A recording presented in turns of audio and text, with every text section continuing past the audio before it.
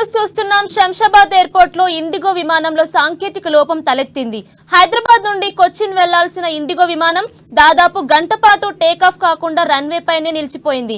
దీంతో విమానంలో ఉన్న ప్రయాణికులంతా ఆందోళనకు గురయ్యారు. ప్రయాణికుల్లో రెవెన్యూ శాఖ మంత్రి పొంగులేటి శ్రీనివాసరెడ్డి, ఎమ్మెల్యేలు తెల్లం వెంకట్రావు, జారి ఆదినారాయణ తదితరులు ఉన్నారు.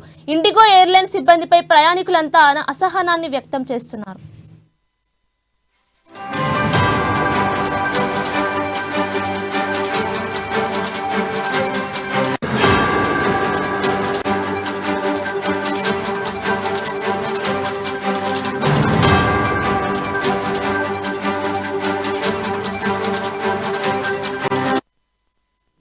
శంషాబాద్ ఎయిర్పోర్ట్ లో ఇండిగో విమానంలో సాంకేతిక లోపం తలెత్తింది. హైదరాబాద్ నుండి కొచ్చిన్ వెళ్లాల్సిన ఇండిగో విమానం దాదాపు గంట పాటు టేకాఫ్ కాకుండా రన్వే పైన నిలిచిపోయింది.